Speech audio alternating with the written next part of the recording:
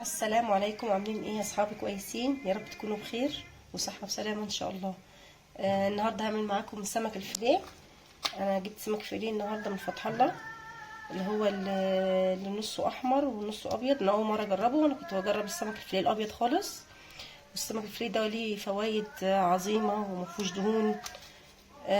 وهنعمله بالطريقه اللي انا بعملها، الطريقه بتاعتي هوريها لكم كده. يلا هنقطعه. انا جبته وغسلته، طلعت منه التلج، وهنقطعه كده شرايح.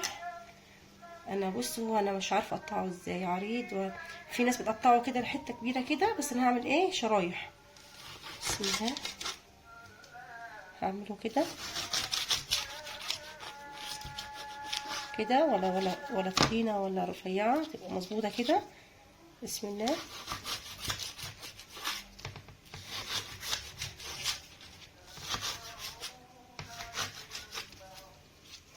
قطعنا واحده، هنجيب الثانيه.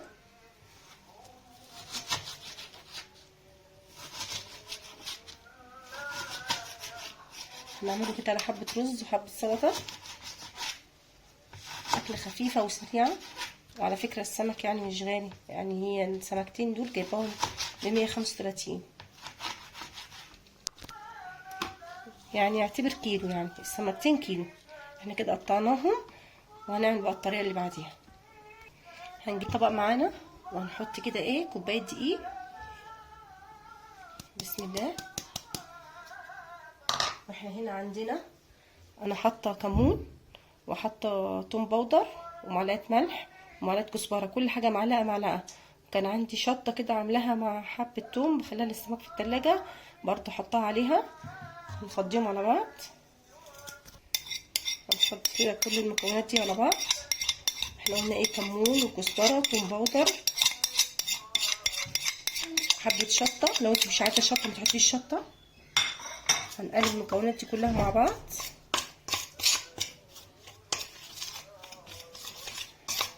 وهنحط ميه. بسم الله. عامله ايه؟ هنقلب كده. احنا الميه على حسب ما انت تشوفي العجينه معاكي يا ست الكل.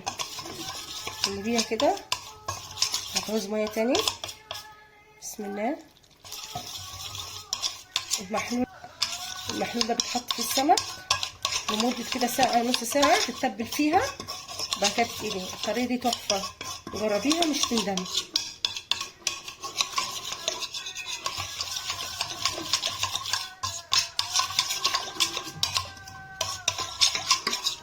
وهنحط عصرة ليمون، عشان انتوا عارفين برضو السمك ما يستغناش عن الليمون.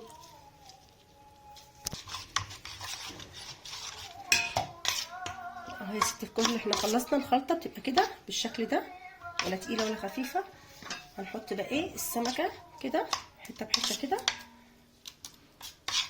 ندخلها في التتبيله اللي احنا عملناها. بسم الله. الطريقه دي بقى والدقيق هيخليها تديها قرمشه فظيعه. بصي هاتي يا جودي، ممكن نحط فيها معلقه نشا عشان تديها قرمشه جامد. هاتي يا جودي كده النشا كده. انا نسيت احط معاكم النشا، هحط معلقه نشا عشان تديها قرمشه. اهو معلقه واحده بس. وهنقلبها كويس. بس السمكه لازم تفكيها من التلج خالص، لما تسيبيها بتبقى كلها تلج، سيبيها تفك خالص وقطعيها. تغسليها غسله كويسه طبعا. احنا خلصنا اهو السمك الفيليه بنفس الطريقه دي، وهنغطيه ونحطه ساعه في التلاجة ونقليه معاكم. احنا كده طلعنا السمك الفيليه من التلاجة بعد ما قعد ساعه في التلاجة واتبل كويس. هنحطه بقى في الزيت، يكون سخن خالص. بسم الله.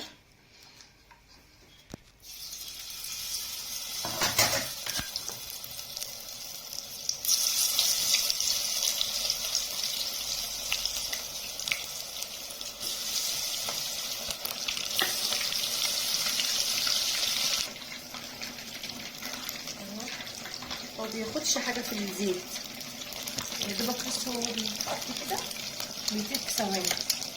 التتبيله دي بتخليها تطيب في ثواني، تبقى عامله زي الفراخ الكريسبي كده بالطريقه دي.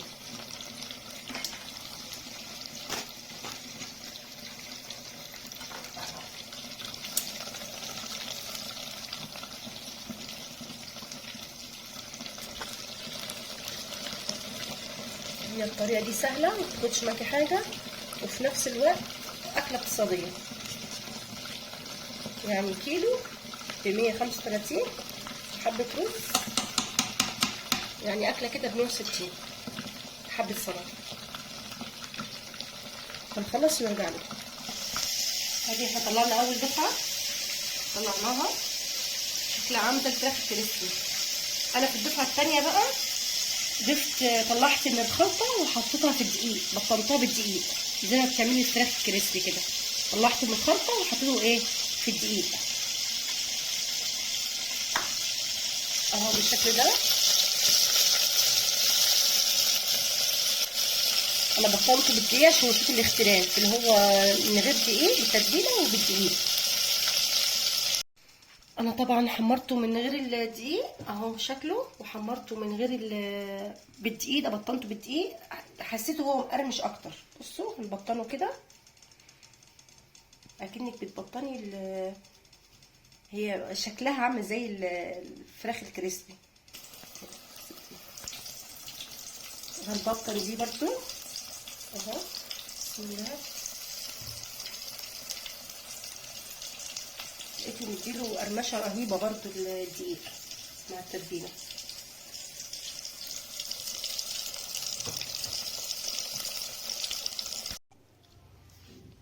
في نهايه حلقتنا احنا خلصنا اهو، عملنا حبه رز صياديه مع السمك الفيليه.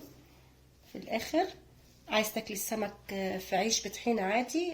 ده بصوا انا مش معتبراه سمك، انا عيالي ما بيحبوش السمك وضحكت عليهم وقلت لهم ده فراخ كريسبي.